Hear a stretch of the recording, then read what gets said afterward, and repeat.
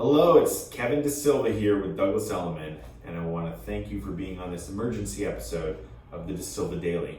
In today's episode, we're going to cover the coronavirus, the stock market plunge, and what it means for the housing market.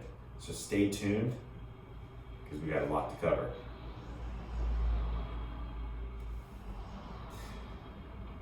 Welcome to this episode of the De Silva Daily. I promise to cover three main things that are very important in today's economy, today's health, and today's housing market.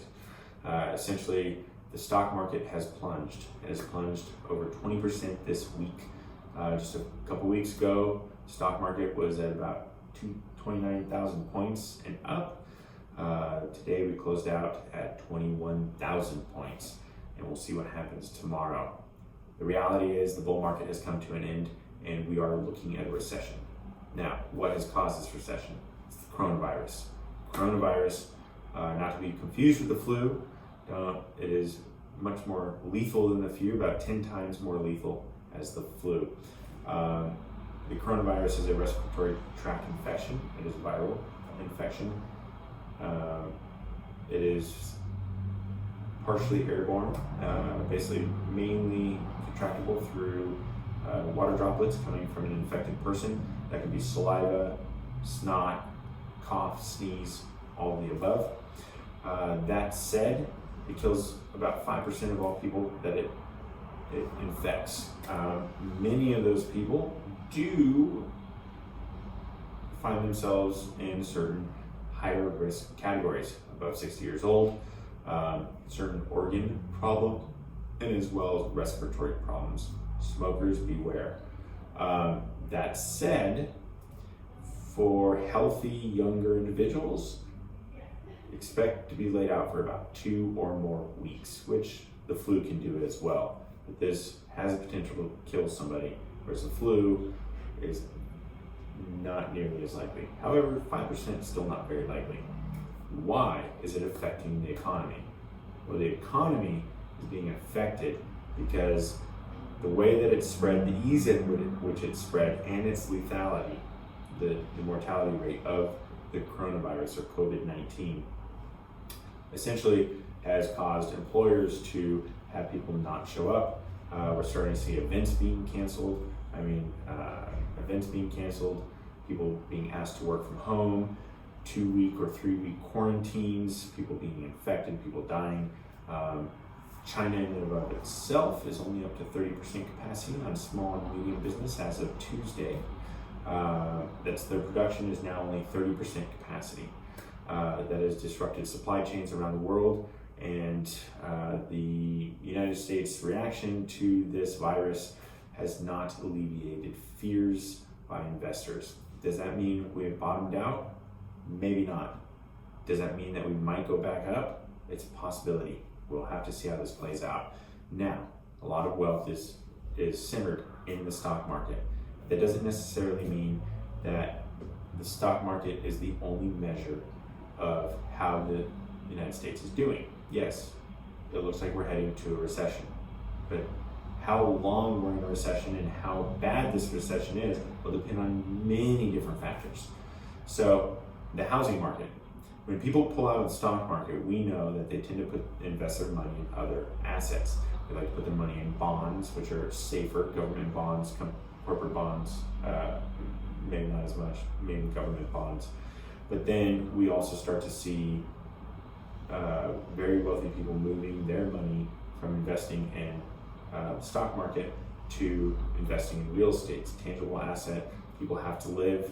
How's that going to affect the housing market? Well, right now we haven't seen that effect yet. I do know that in the high end, people are freaking out. People who have lots of money are looking at being able to buy something for cheaper in the next few months, if not in the next year. So they're starting to pull back. They might already be in escrow and they're requesting price reductions inside of escrow.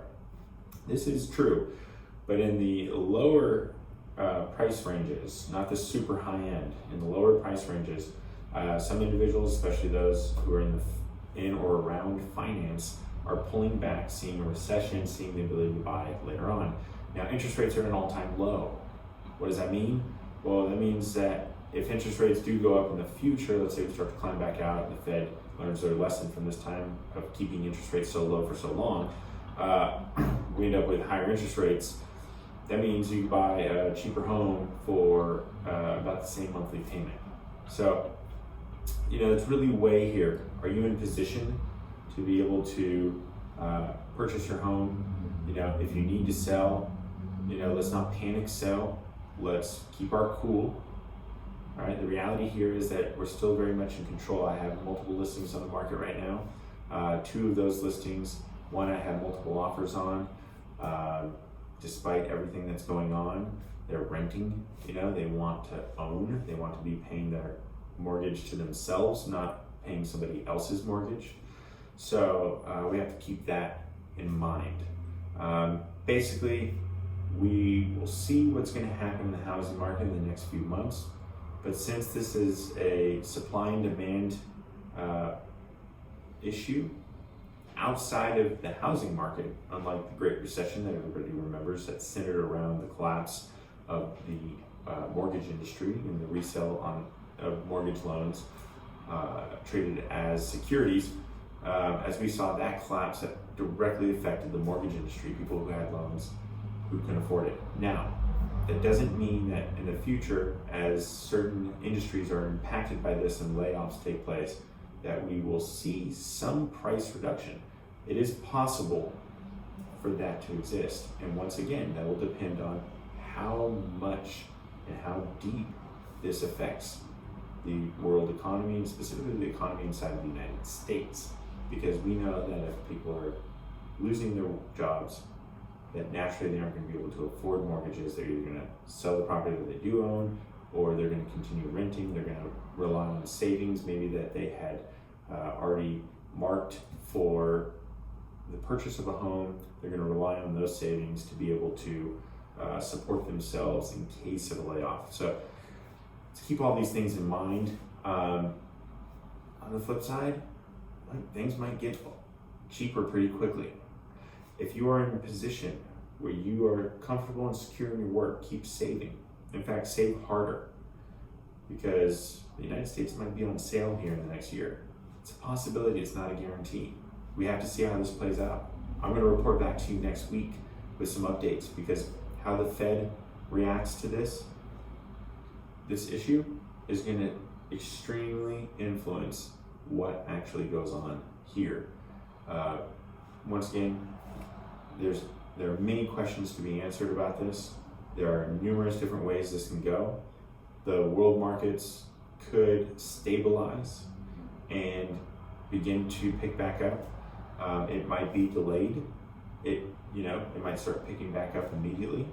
But the reality is for now, take care of yourself, take care of your loved ones, continue working, continue moving through the day, because until this directly affects your job, fear is only going to make things worse.